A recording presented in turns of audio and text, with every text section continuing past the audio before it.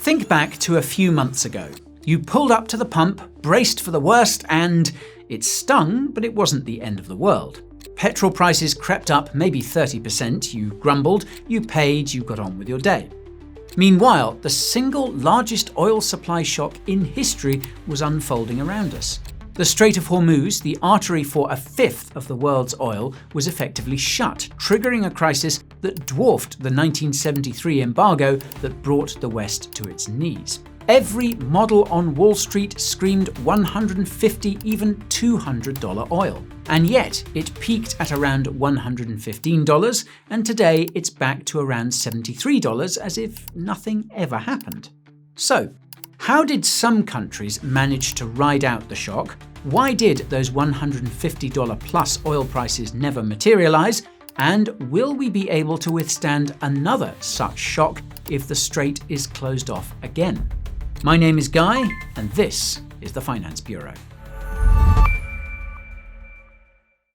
You know how this story begins. On the 28th of February 2026, joint US and Israeli airstrikes on Iran triggered an effective closure of the Strait of Hormuz, the narrow shipping lane through which about a fifth of the world's oil passes, roughly 20 million barrels a day. At the peak of the crisis, flows collapsed to around 9.6 million barrels a day, according to the International Energy Agency, or IEA, less than half of normal volumes. Now, the IEA, which is the West's main energy watchdog, called it the largest supply disruption in the history of the global oil market. And to put that phrasing into context, you have to go back to the event that everyone uses as the benchmark for catastrophe. In 1973, the Arab oil embargo pulled about 4.5 million barrels a day off the market, roughly 7% of global supply. This sent prices up nearly 300%, very nearly quadrupling crude from roughly $3 to around $12 a barrel. It crippled Western economies, gave us the iconic photos of cars queuing around the block, and rewired energy policy for a generation. But the 2026 Hormuz shock pulled out roughly twice that volume. And yet, while 7% of supply in 1973 caused a near 300% spike, a fifth of supply in 2026 caused a temporary jump of about 65%, from $72 to $115, and then it handed the gain straight back. A bigger shock, but a smaller, shorter spike. So, why? How exactly was a catastrophic oil shock averted? Well, for an answer, we first need to look to China, because the world's biggest oil buyer simply walked away from the market. In May 2026, China's crude imports fell to 7.82 million barrels a day. That's an 8-year low, the weakest reading since 2017. Before the conflict, China was pulling in close to 11.7 million barrels a day. So we're talking about a drop of 3 to 4 million barrels a day from the world's largest importer, vanishing right when every analyst expected panic buying. Because instead of rushing to the market and outbidding everyone else, when prices spiked, the world's second largest economy headed instead for its reserve stockpile. You see, China was sitting on an estimated 1.2 to 1.4 billion barrels of crude in strategic and commercial storage. And at the peak of the crisis, it was drawing on those stockpiles at an estimated 1 million barrels a day above what imports alone could support, running its refineries by tapping reserves rather than chasing an expensive spot market. Put simply, China ran down its own stockpile rather than chase a panicking market. And research by JP Morgan estimates that China's import pullback accounted for around 74% of the total decline in global crude trade during the disruption. Consider the magnitude of that shift. The biggest buyer on earth wound down a lot of its buying, and that single act of restraint did more to cap the oil price than anything on the supply side. But the bigger question here is whether Chinese demand ever fully comes back on stream, because beyond the crisis, things are happening that could put a permanent dent in how much oil China consumes. In May 2026, 62.9% of new cars sold in China were electric vehicles. For the first time, internal combustion cars accounted for less than 40% of the market, and sales of petrol cars fell by nearly 40% year on year. The IEA now expects Chinese oil consumption to fall by 360,000 barrels a day in 2026, which would be China's first meaningful annual decline in oil demand since the 1980s. This is a permanent shift rather than a temporary market fluctuation. So, while some of China's missing demand will return, a chunk of it is gone for good.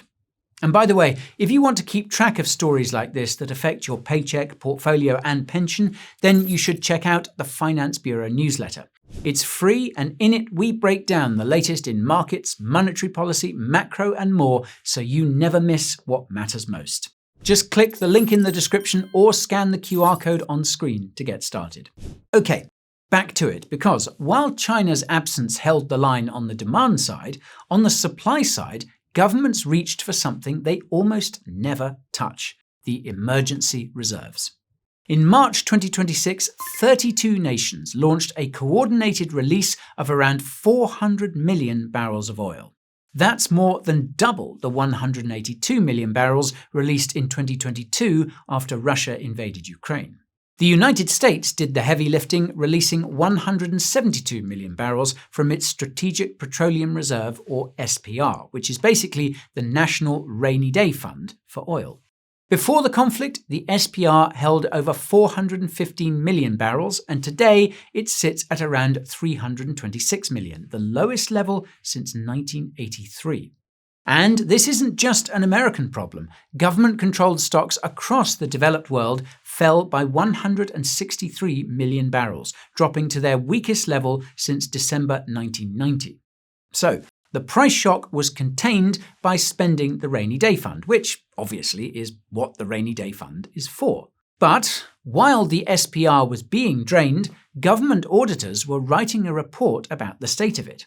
The Government Accountability Office warned in June 2026 that the SPR faces a real risk of, in their words, operational failure.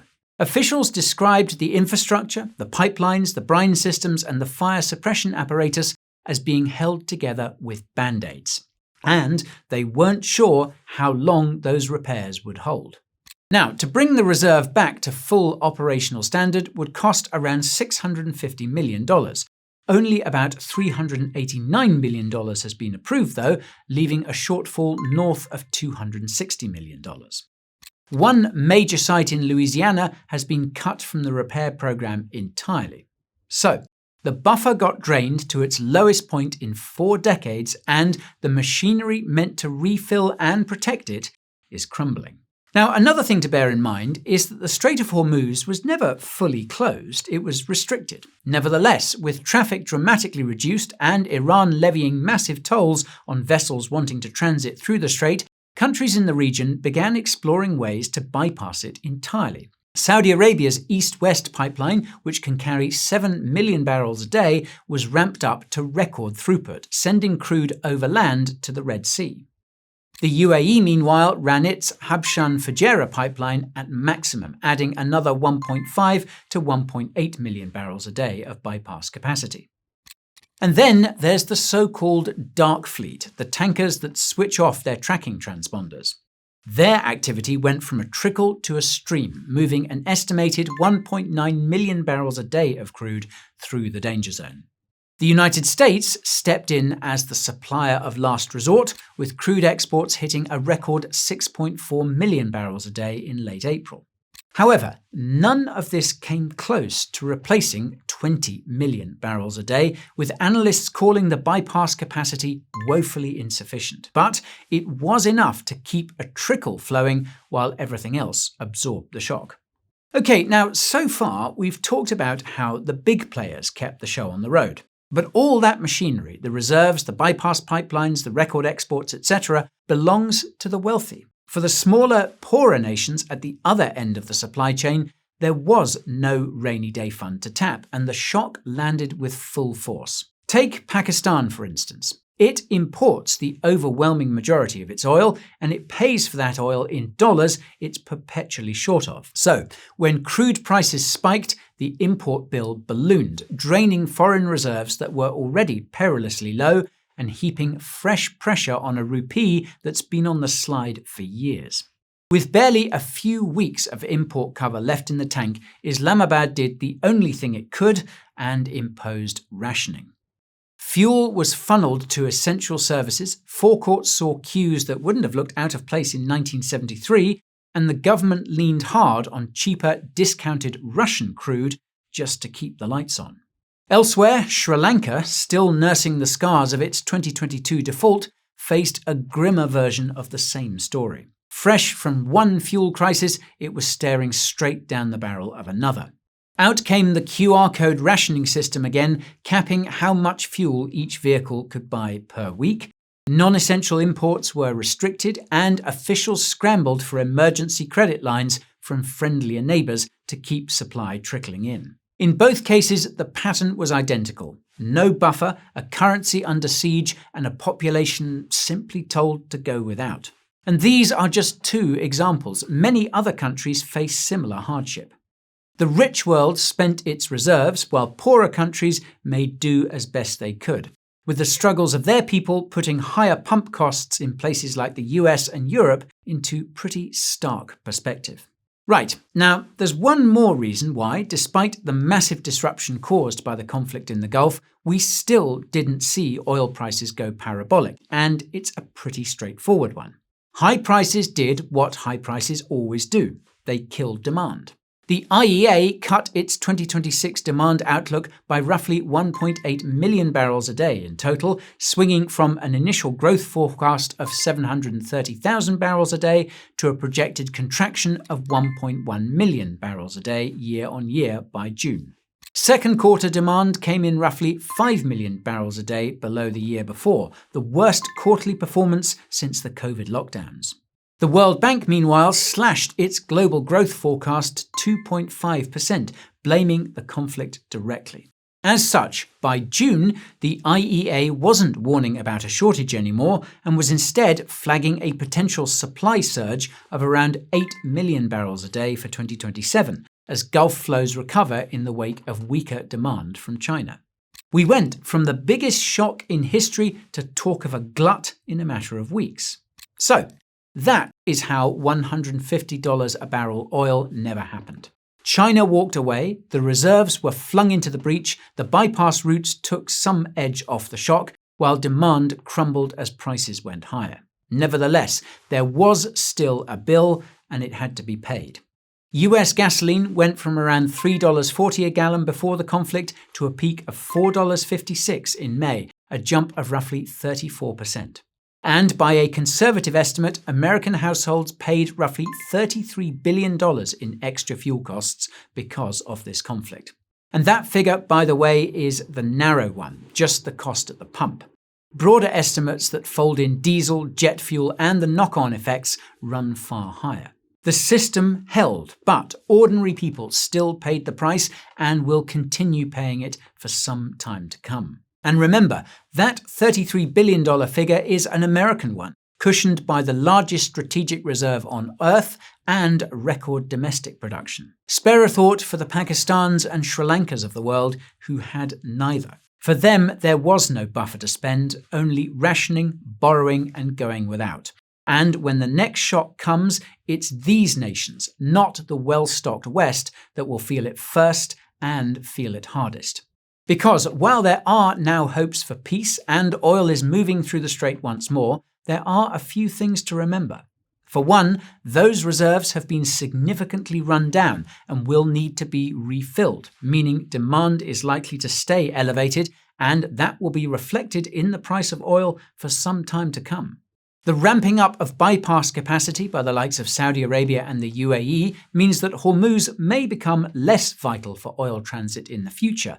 But there's a lot of work to do before that workaround can be built out to make a meaningful dent in the volumes that have to flow through the strait. And of course, while the fighting has stopped for the time being and both sides are at the negotiating table, there's no guarantee that the conflict won't start up again and Iran chokes off the strait once more, perhaps before those reserves can be adequately topped up. Even China, which is leading the way in electrifying its economy to make it less dependent on fossil fuels, will need to restock its reserves and keep consuming oil for years to come, albeit perhaps less than before. The good news is the oil shock was contained before things got really hairy. And for the wealthy world, it was contained at a manageable price. But as Pakistan and Sri Lanka and many other countries remind us, that safety net doesn't stretch to everyone. For the nations without a reserve to raid, the next flare-up could be existential. And with the world in 2026 getting ever more volatile, that next flare-up may be just around the corner. Let's hope we're stocked up and ready for when that day comes. Okay, that's about it from me for today though, but let me know your thoughts on this. Does the world get a nice calm window to refill the tanks before the next crisis hits? Or does the turd hit the turbine while the cupboard is still bare and we find out exactly what $200 oil feels like? Let me know your thoughts in the comments down below. As always, thank you very much for watching and I'll see you in the next one. This is Guy, signing off.